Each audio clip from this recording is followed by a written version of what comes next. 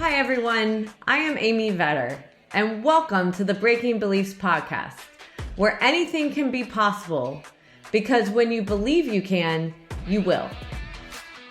This series is all about getting honest with ourselves and noticing the things that we carry with us.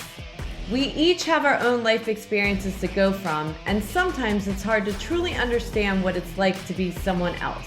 What we can do to create change is to start with us. If each of us took one action each day in our own lives, we could collectively change the world around us. But what does it take? It takes work, it takes practice, and we have to be honest with ourselves as we get there.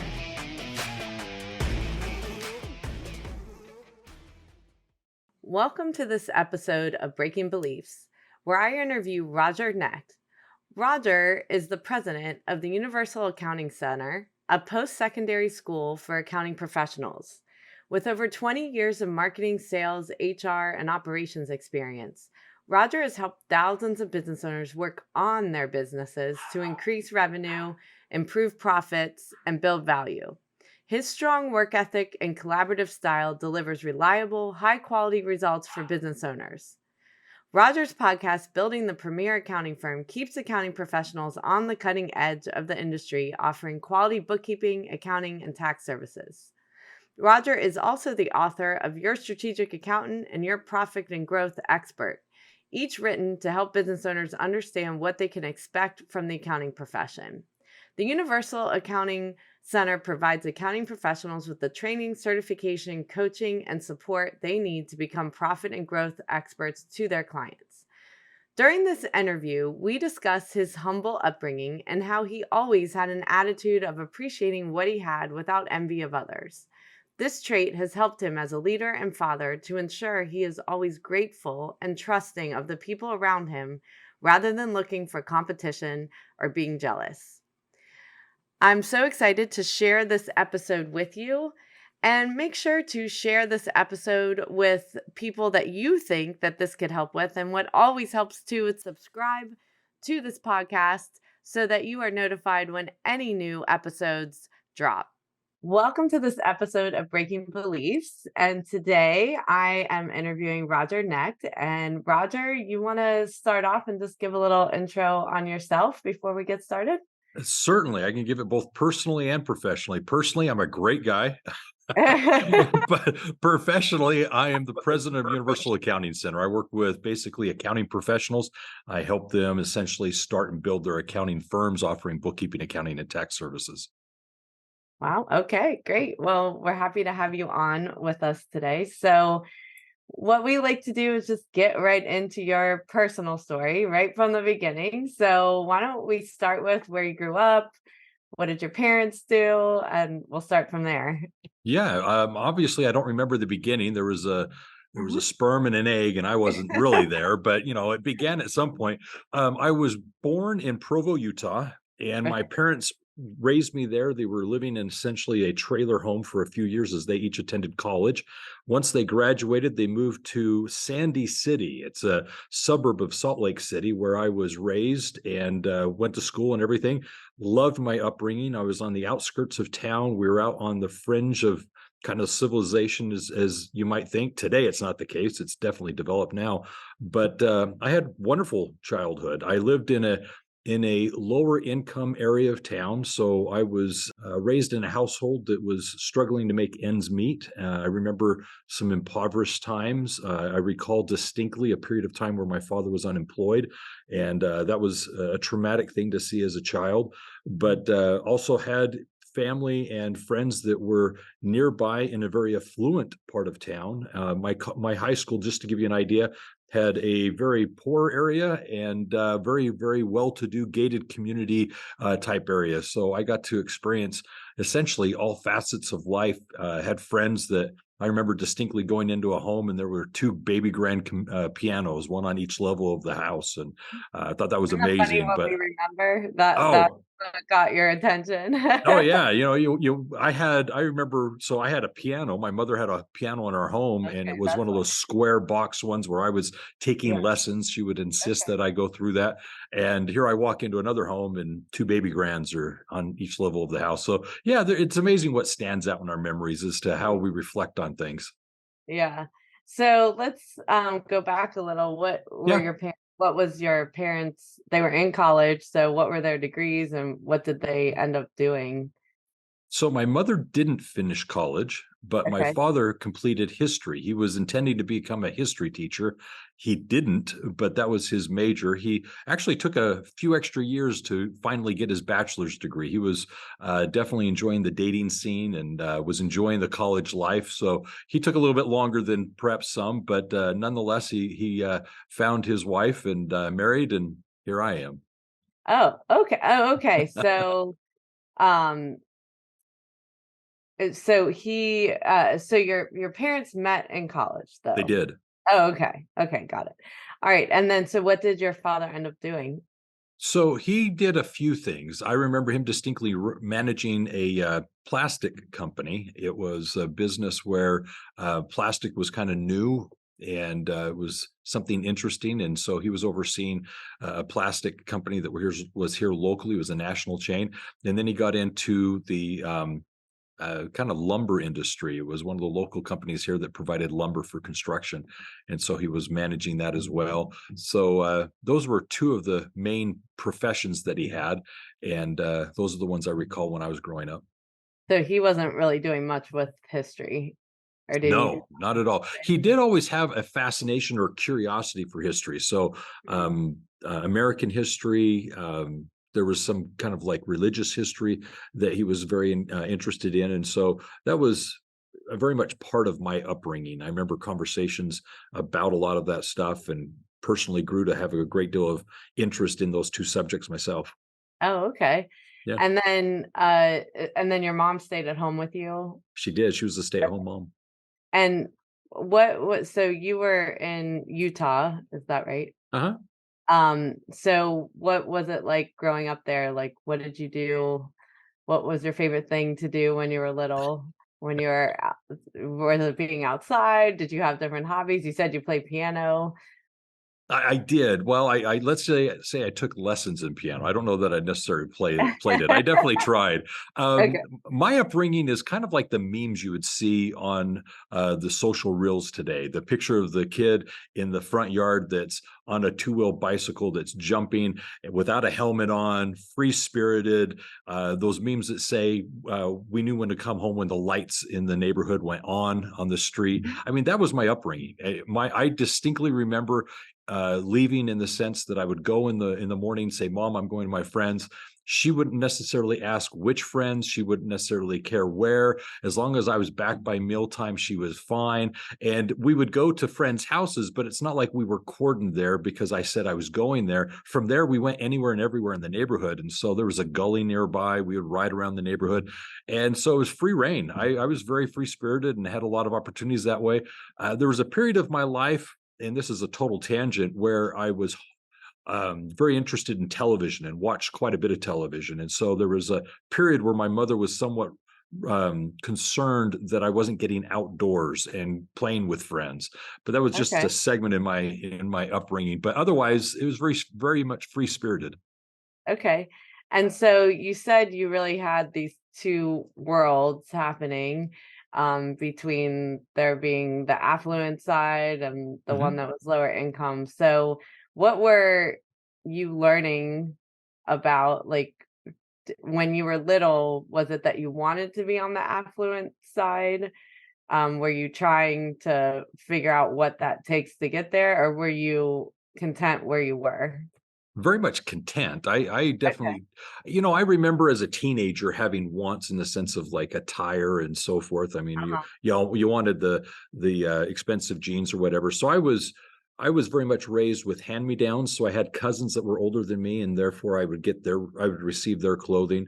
I remember going to the local thrift store and my mother picking up used attire and other types of things. So very much in that sense. But I was the fortunate one. Even saying all that, I was the fortunate one because I was the oldest, and so if there was anything that was missing, I Mhm. typically would get the newer. I mean, not the greatest, but definitely the newer. And then my siblings would get the leftovers of me. So Right. I remember my parents, and this is very much a thing that I don't know that people would experience today. I remember my parents having clothes in like bins or bundles of sizes. And as the school year would begin, I distinctly recall in August, all the clothing would come out and we would try on what fit, what we liked, and that would go into our closets. And then the bin would be put back together and set away Interesting. for the next year. Well, my siblings would get my hand-me-downs. And so there would be a chest, a literal chest with clothes in it that my mother would have folded up. And when the new year would begin just before school season, we would actually go in August and actually pull out what we were going to have for the new year. And what we were offered, what I recall, is I could get one new pair of jeans and maybe a shirt or two that I could actually get that's new that I would Uh-huh. have for like my first day of school. Other than that, most of my wearings were either cousin hand-me-downs or other types of things, thrift store. So yeah, these are, I wouldn't necessarily say fond memories, but I was fine with it. I mean, it was my Yeah, norm, so I didn't have anything to yeah, challenge it. But that being said, I had cousins that lived in the affluent neighborhood that was just a number of blocks away. okay. And I would go up to those homes in that gated community, and I'd see a much larger house and see a lot newer things. And that was their world, mine was mine, and I didn't have any envy or jealousy for it. So I guess I was coping very well, I guess. Yeah, yeah. No, and that's interesting too. So what do you think? Because I interview a lot of people and definitely hear these stories from being younger, but being felt like they were made fun of because of their clothes or things like that. What do you think gave you confidence in being okay with just as you were? Oh, that's an excellent question. I don't know that I exude the confidence I have today. So Yeah. if I could go back and be the person I was now, I'd go on more dates and have a lot more fun, I guess.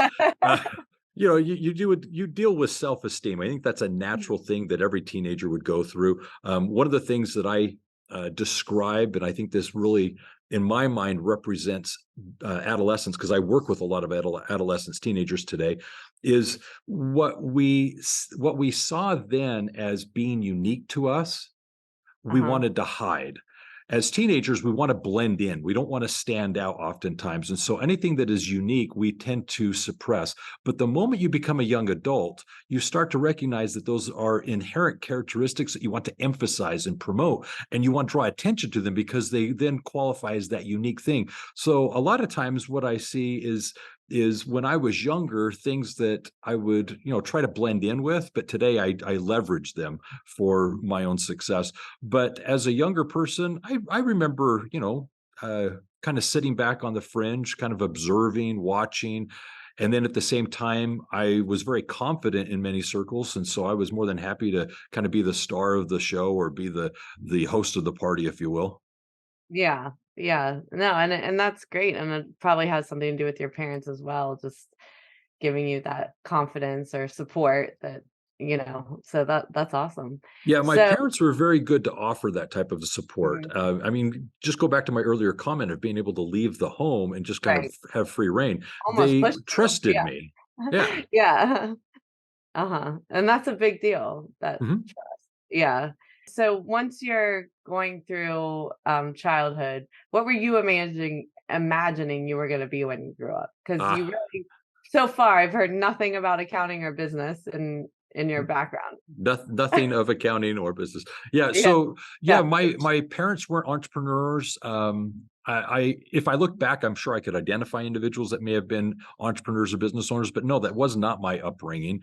yeah, One of the things that I might want to mention is when I was being raised, I definitely had the support and confidence of my parents. They would encourage me to try and do anything. I mean, there wasn't anything that they would necessarily say no to, other than expenses. We didn't have the Mhm. funds to really do a lot of sports and Right. so forth, but they were very encouraging and promoting and if anything, supportive. And so I did feel a lot of that, which allowed me to believe that I could do what I wanted to. Now, my vision of where that might be, it's not like I was aspiring to be an astronaut. I wasn't intending to be let's say, an accountant for that matter. Right. But what I did want to do, and this is kind of interesting.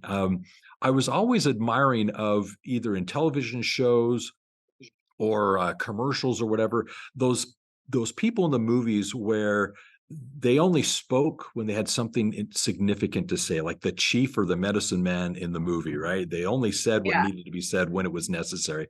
But I also esteemed kind of like shows where they'd have maybe the president and they would have a handler that would take them from thing to thing to thing, where their day was full and scheduled, and they were in a position where they could actually have influence, but they were managed as to what was going on because they were so busy. And I esteemed that. It was something that I looked Mhm. forward to. Could I be in a position where what I had to say mattered, and at the same time that I could have enough influence that my day was full of impactful situations? Honestly, that's where I believe I am today. So I'm very happy and content with what I do because I love the busyness of it all. Mhm. So just to be clear, it was the person that was the chief or the president or the handler that was Oh, coordinating as it all? the president. I wanted a Okay. handler. I wanted somebody. I Yeah. remember hearing a story about Arnold Schwarzenegger, and Arnold would go down a line of people, and he would evidently greet them, and he would have the same phrase that Arnold Schwarzenegger evidently would say to each of these people he was meeting. And the handler would actually have a gesture that he would do to tap on Arnold to say, "Move along. You got to go to the next person." And just having that tap told him evidently to move forward. And I thought that Right. was fascinating to have a handler like that that just kind of managed the surroundings and Uh-huh. was attentive to all that, allowing him to be Oh, present with each yeah. of those people. I'm here for you. I'm going to let Right. somebody else manage the surroundings. And when I need to move on, I will, but I'm going to be present for the moment that I can with you. And I think that's really impressive. Yeah. Yeah. That's interesting that you picked up on that when you were like, that was the part you were picking up on a TV show. So, I like that. That's interesting. So now you're coming to college. So how did you go to college? And I if did. so, how did you afford it? Uh, and Well, where did you start?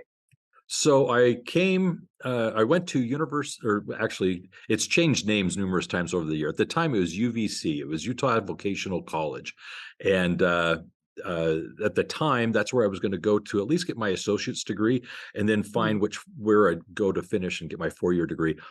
Coincidentally, they had become at that point when I had enrolled a 4-year college. And so I think it became Utah Valley Community College. But regardless, I didn't finish my associates. I transferred to Brigham Young University and completed my 4 years there. I graduated at the end in communications was my degree, Okay. and it How was did you choose that? excellent question. The way I chose it was I knew a number of individuals would graduate and not use their degrees. And I was Uh-huh. aware of the fact that they would finish it and move on to something else. So I wanted something that would be practical. So I was considering between public relations, journalism, and broadcasting. Could I go into broadcasting, be an anchor, a reporter? Could I do journalism? Could I be like a PR type person? And I was leaning more towards public relations.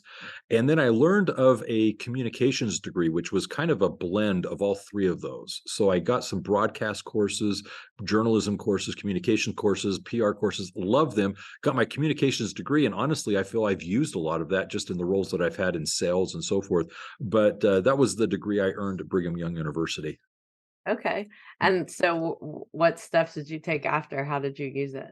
So after I graduated, I was in the film industry. I went from the film industry into the um, basically it was employment placement. So I would do as a recruiter either temp or direct hire type positions for accounting professionals. That was kind of my introduction to accounting, by the way. And it Okay. was in there that I started to actually place individuals in temporary assignments or direct hire opportunities. And from that, I learned of Universal Accounting Center, which was or is a post-secondary school for accounting professionals. I was taking the graduates of the accounting programs and I was putting them on assignment. I would, get them jobs more or less. And as I did that with Universal Accounting Center, I became familiar with the owners and the president. I began doing some consulting work for them, and then an opportunity presented itself for me to take on employment with Universal Accounting. I did so. I did that in 1999. And so Oh, now wow. for more than 20 years, I've been with the school, had a I don't variety of hear that a lot. responsibilities. Yeah, it's Yeah, almost 24 years. that's awesome. Yeah, So who can say they've worked at a company for 24 years now, right? very few people. Yeah. Yeah. I But can. but but I climbed the proverbial ladder, right? I mean, I Yeah. started as a non-accountant and now I'm the president of an accounting school. So there you go. Yeah. So what is it that drew you to it and kept you there, like, about the accounting profession since you've had no background in it at all up to that point? Well, there's a few things, but I'll settle on two. One Okay. was clearly the people I worked with. Worked with some amazing individuals. It was definitely a business that was committed to helping people pursue their accounting careers and excel. And that meant helping people find employment where they were being paid well. It meant helping people start and build accounting businesses and kind of pursue that entrepreneurial dream. And really, being here as long as I have, I've got to see so many people not only start their businesses, but now I've been here long enough to see them retire from, sell their companies. And Right. that's just, it's beautiful. So my interest is kind of their life story. Their success is our success. As we see them take the principles that we teach and learn, they're able to actually implement them successfully and really change their lives. That's the beauty of it. So from an academic point of view, it's kind of nice and rewarding to see people have that success. And then the same is likewise for the employees. I see that this is a phenomenal company to work for. Even before being president, I saw we would employ people for long durations. They were very committed and loyal, so very few would leave the business. And so it's kind of nice to not only work for a great company, but now be the head of a company that I consider to be wonderful and one that treats its employees well. So you've got both the employees that I enjoy working with, and definitely the customers that we service. Yeah. So, just kind of an interesting thing, your father wanted to be a teacher and never taught. Mhm. So, have you ever talked to him about this? He ever been curious about your experience teaching and what that was like since he didn't get to follow through on that? It's a very good question. So, although he didn't professionally teach or get into academia, he was definitely a teacher, and I mean Mhm, that in the sense that the he was always pursuing information and then sharing it, and so he was kind of one of those mentor types. Now, my father coincidentally passed away in 2007.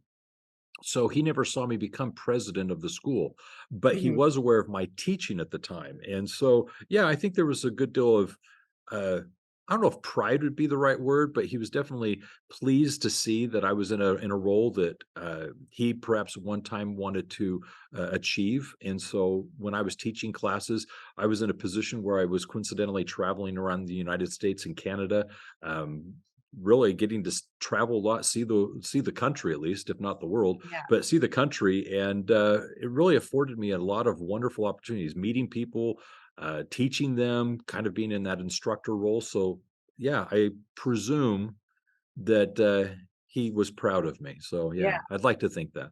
So, and then reverse wise, with you going into a teacher role, with you talking about him being a teacher mentor Mhm. in the kind of role you in, what kind of things do you think that you've embodied from watching your father or learning from your father? Definitely a curiosity for life. That continual learning, that idea of there's still more to know. I remember distinctly my father saying something. This would have been in his late 50s, mid 50s. I remember him saying at one point, "I've forgotten more than I know," or something to that effect. That he had at that point kind of um, uh, let's say, unlearned things that he thought he knew. And I kind of relate to that now. I mean, there's a lot of things that all of a sudden I've got just this wealth of information. And I struggle to remember, okay, where's that book? What book was it in? Who Yeah, said that? I've got this great quote, but I'm like, who said that? I can't remember exactly yeah, who. So, and I think that's what he was alluding to is if you pursue a lot of information and knowledge, and especially where he was so well rounded in a variety of topics, you just get to a point where there's a lot of information up there, and you're trying to say, okay, what book was that in, or where was that said, or who said this? My father, towards the end, he was spending a lot of his time reading, and I remember him being part of a book club where it would continually send him books every month, and he would go through more than a book a week, like 2 or 3 books a week is what he was doing. So he was a prolific reader, and I remember learning later, if you read 3 to 4 books on any given topic, you mhm, know more than 95% of the population. mm, You instantly become an expert in that area merely because you've read the 3 or 4 books about the topic, and I think that's fascinating. Um, yeah, yeah, I've read a number of books on a topic, and I can hold my own based on the fact that I've read 3 or 4 books on a specific subject. right. It's that you took the time to actually learn it, where a lot of people don't take the time to do those things.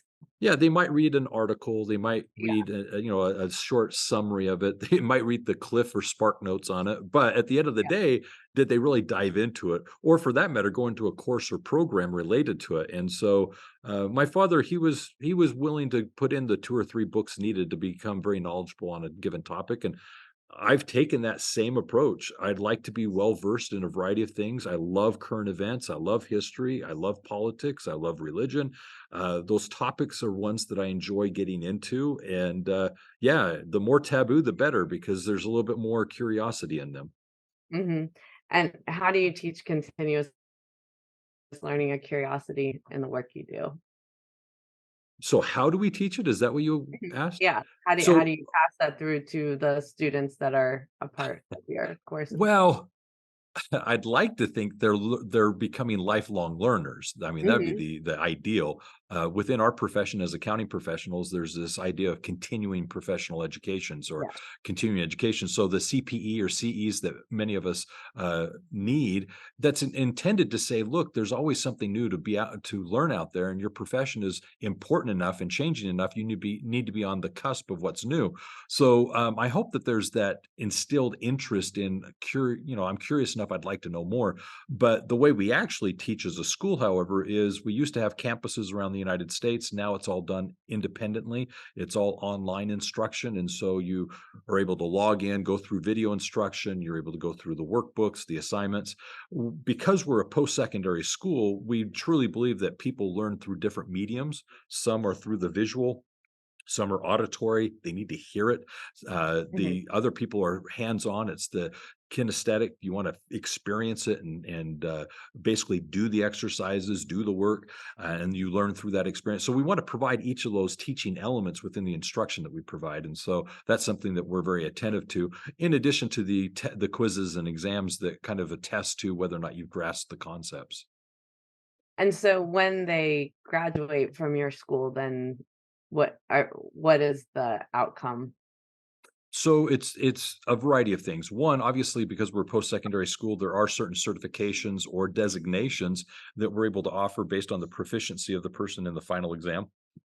So that's very important. But Mhm. after that, we're helping them through a job placement program that we have to assist individuals in finding employment, getting basically that promotion, pay increase, or whatever they're looking for. And so that's something that we're involved in. But at the same time, we work heavily with individuals that are trying to supplement their incomes, whether it's part-time with a handful of clients or full-time going in and offering quality accounting services. So I'm working with a number of people that are starting and building their businesses as firms are established, we're oftentimes working with the owner and helping them train their staff, build their staff, offer new services. And so, whether they're in that startup phase or that build phase, we're working with accounting firms basically to be what I refer to as the premier accounting firm in their area. Yeah. Awesome. Yeah, so what do you think has been one of the most important leadership transition lessons? So as you've gone through the different ranks since you've been in this business for so long, um, what do you think you've learned over time of how had to change as far as the belief system and how you lead in order to be effective? Trust and delegate. There's a lot to be said for if you want it done right, you do it yourself. I totally get it. I've been through that. But when you're growing an organization, there comes a point where you have to let go and you have to understand that somebody might actually be able to do it better and you have to trust that they can. And that sometimes means that they'll do it differently than you. And so, one of the things that I have really come to respect as we've grown the company is to realize that I need to be willing to delegate. And I learned a principle that was actually from an individual that was running a billion-dollar company, multi-billion-dollar company.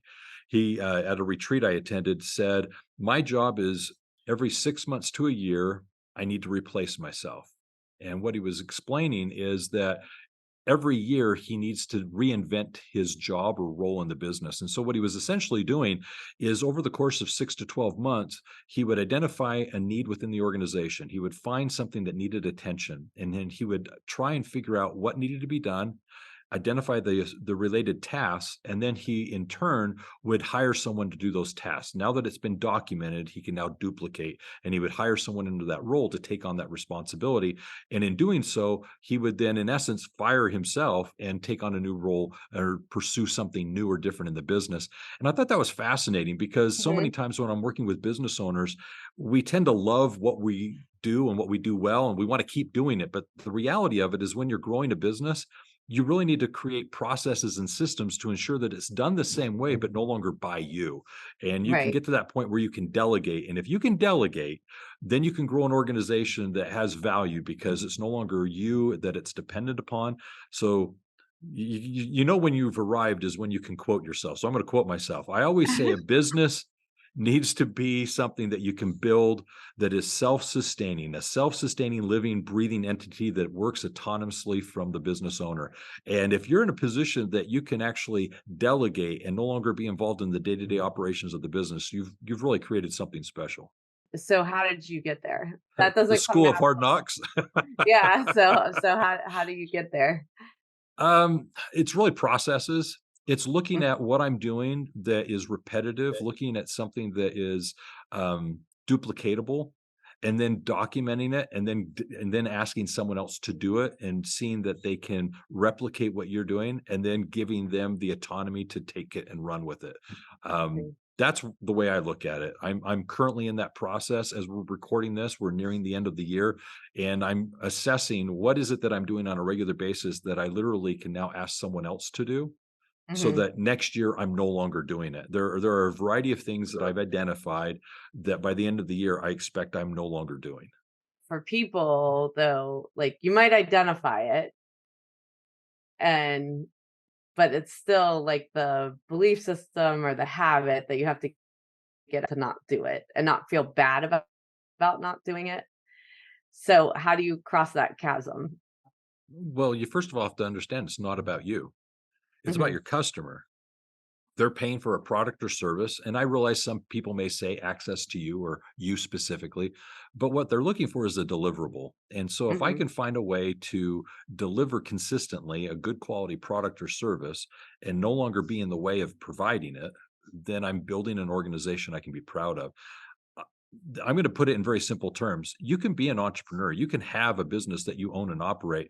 But if you're doing all the work, you have a job. All you did is started a business for which you just basically said, the first person I'm going to hire today is me. Congratulations, I have a job. And that's wonderful and great. And you get to go around town, presenting yourself as the owner of a company. But in reality, if you don't wake up in the morning and open the door, nothing gets done. And so you have a job. What you want to do is move from that job to an owner kind of position. And the pathway to that is first of all addressing the lifestyle of an owner. The lifestyle of the owner is actually achieving what many are striving for, which is freedom, independence, greater wealth, or income that they wouldn't get in a W 2 position. Well, that's achieved when you're able to hire key employees or managers and delegate the things that are, for lack of a term, menial to what you're paying. I mean, that's great that you can do the garbage, do the windows, lock the door, but really, for the pay you're making, do you want to have those responsibilities? Let's be smart about this and delegate those things. So all of a sudden, what happens is you start to realize I'm now living the lifestyle of an owner and I no longer have a job. I get to have vision. I get to give purpose. I get to actually help other people with their livelihoods because I am that visionary person and I have that thing that's the product or service that enables me to employ other people and give them the livelihoods that they want. Well, that's very empowering. But then you want to get from the lifestyle to that of an owner. You want to be in a position kind of like what many of us see on Shark Tank. You see these people that they invest in businesses, they provide vision and direction, but they're not going into the office every day. They're not doing the work. They're clearly Mm. at that point where they're seeing the business more of an investment.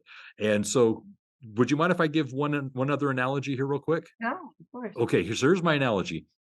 Consider your business as being in one of three stages. It's first of all like an infant. When you have a child that is an infant, it's very dependent upon its parents. You have to feed it, clothe it, protect it. You have to watch it. You're with it 24/7 because it could put its finger in the light socket and so forth. Well, that's like your business. You've got to be there all the time, make the decisions, deal with the issues, and your business is you. You're tied at the hip, and so you're one and the same. But imagine your business gets to the point like it's a teenager. The teenager is a little bit more independent. It can wake up on its own, clothe itself. The teenager is able to feed itself. And all of a sudden, you're in a situation where that teenager starts to have interests of its own. It pursues maybe some athletic thing, maybe it gets involved in some extracurricular activities, gets a job on their own. And all of a sudden, what you're dealing with is this teenager is becoming independent of you. You don't have to be there all the time. You can go on a vacation. You can actually have friends outside of the family. Why? Because this child is able to now, as a teenager, be independent.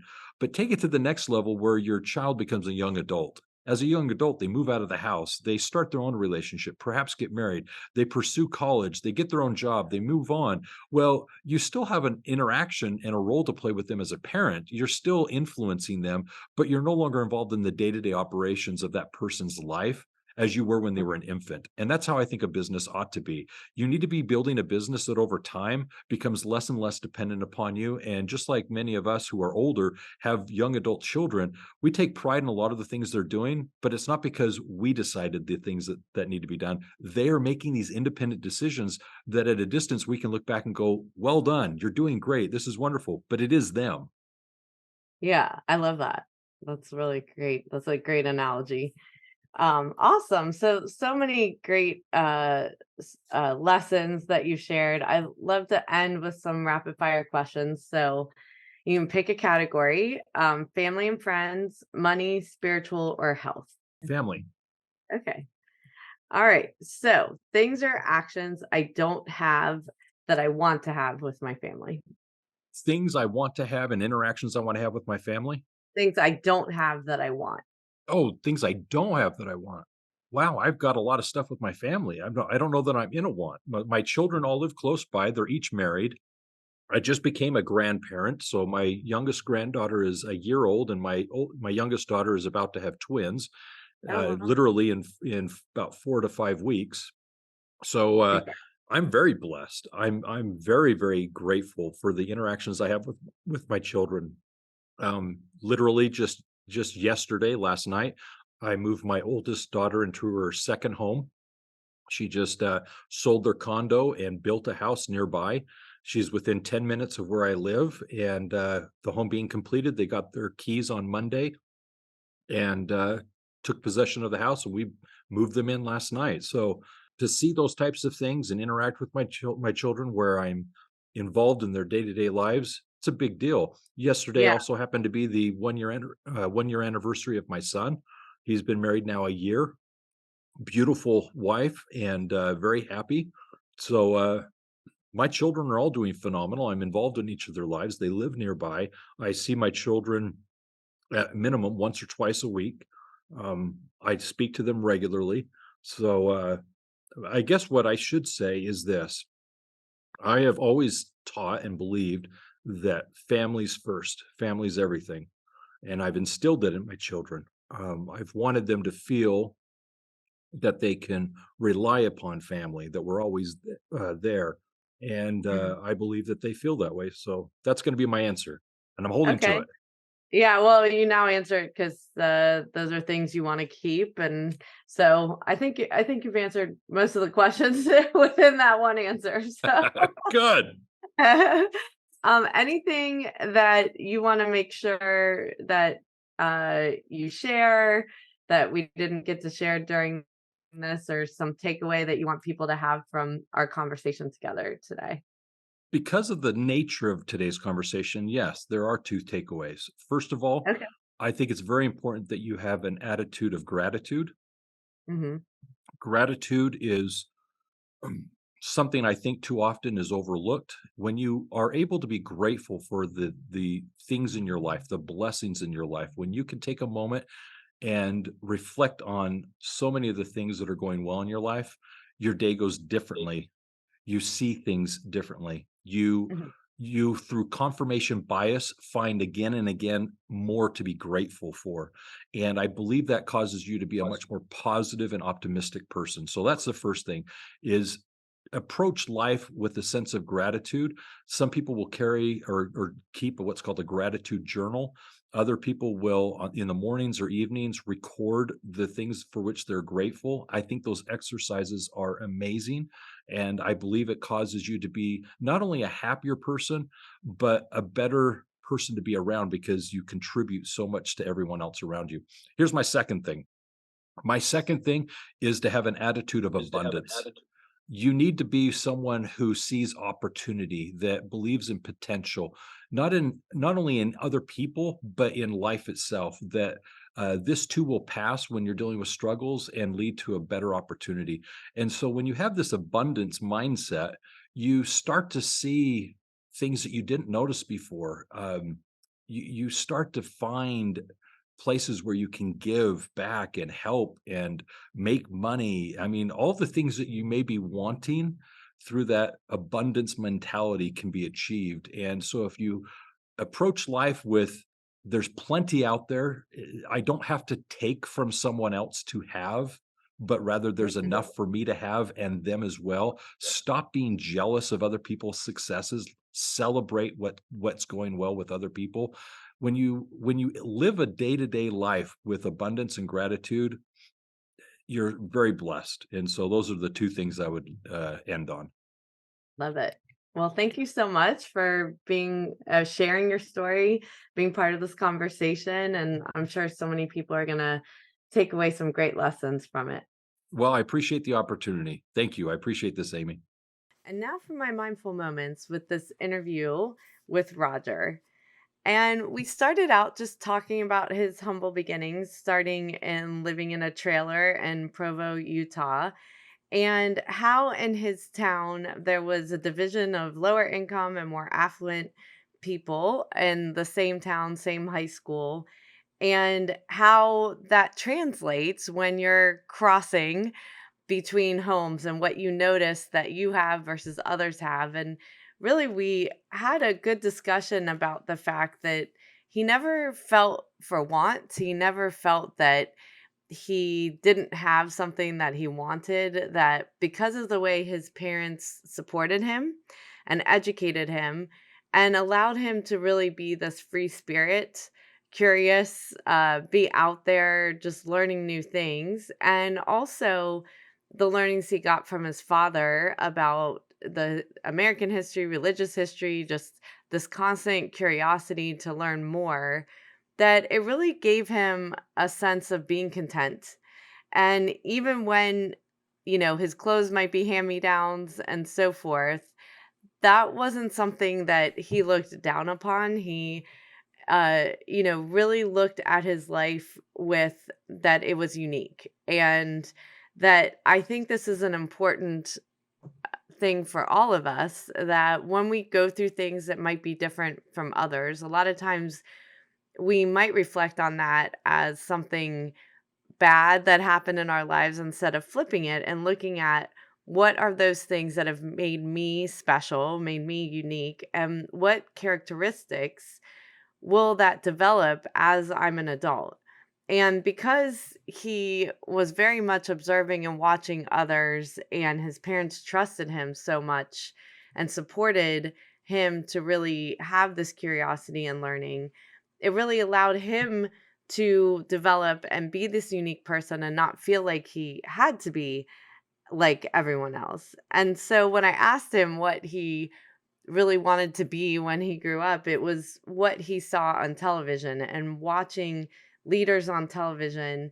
And the one thing that he noted about it was that they had people to manage their schedules so that in each situation they could be present. And I think that's a very important thing when we talk about leadership is that we have very busy schedules all day long, and really either living by our calendar or having someone that actually helps us to ensure that we are staying present and in each moment the way that we need to be without being distracted by the last experience or the last person we talked to or all the other work that we have to do. It's taking that into our lives as a leadership lesson to make sure that we're present in each experience because we don't know what we may miss if we aren't. And so, unlike many people, he's been at the Universal Accounting Center for over 20 years and has built his career from entry level to being the president. And really, what attributed it was that he loved the people he worked with and he was helping other people find success. And I think this is very, very important in the times that we are living in to ensure that we are protecting our culture, that people like to work in our workplace, meaning that not only are they the type of people and the personality profile that we want in our businesses, but we create ways to keep their careers interesting, that they're able to find other career paths right within the work that they're doing, that they don't feel like they have to leave. And secondly, that they have purpose. And purpose is a really important thing. And that is what he found in his career, that he's been able to help professionals be able to live their life story, their successes that he's been able to see and be around those people long term makes your job more than just a job. And it is important that we look for that ourselves and as leaders, making sure that we're honing in on those things in our culture to ensure we have that for our people as well. The other thing that we talked about, and it was really a learning from his father, was the sense of curiosity and continuing education and learning. That the more knowledge we have, the better we are. And he gave an interesting statistic that he read somewhere, that if you read 3 to 4 books on any given topic, you know more than 95% of the population. And I think that's just the time to keep learning. I think a lot of us get very comfortable in the work that we're doing. We get honed in on that, and we don't necessarily keep expanding our knowledge and going into different areas that maybe we aren't an expert in. But when we go into that and we start reading and learning and growing, that makes us even more interesting. That makes us more curious. And that also makes us more knowledgeable in the things that we do.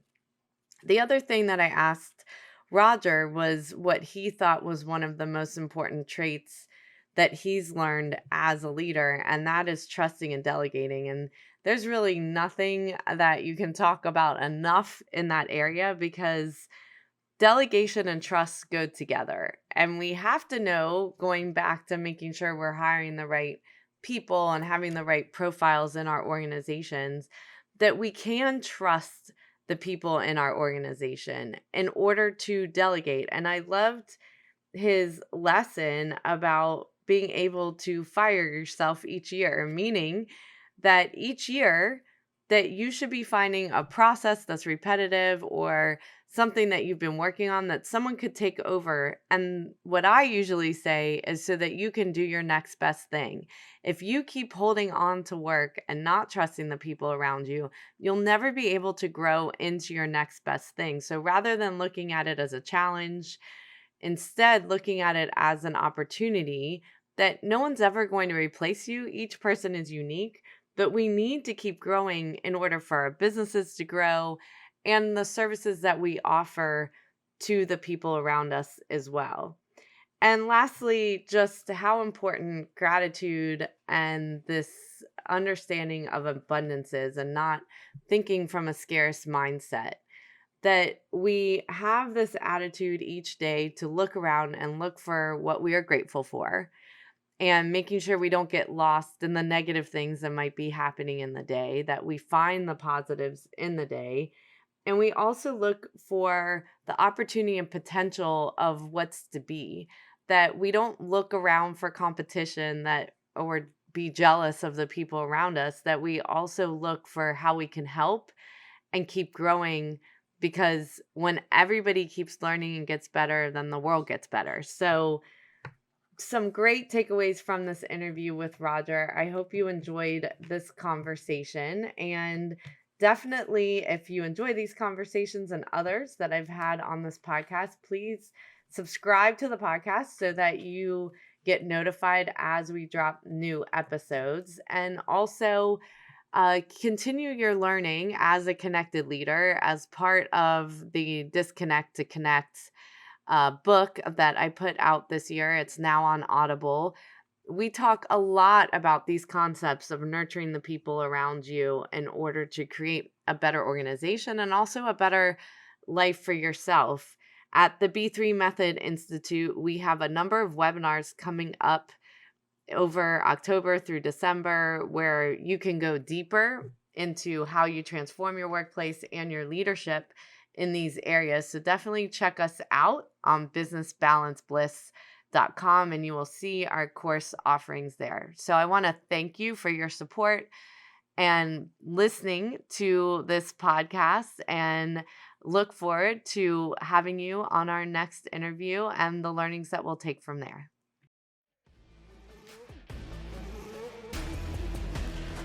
Thank you for taking the time out of your day to listen to the Breaking Beliefs podcast. I hope you will take a moment to pause before entering back into your day to reflect on this podcast and note 1 to 2 actions you are inspired to do from today's conversation that you could incorporate into your life.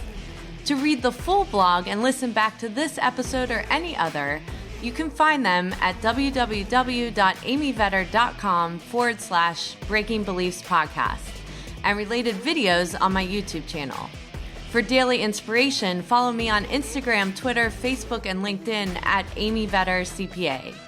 I hope that you will choose to like this and subscribe to this podcast on iTunes, Spotify, and more so that you can join us for more inspiration on our next episode.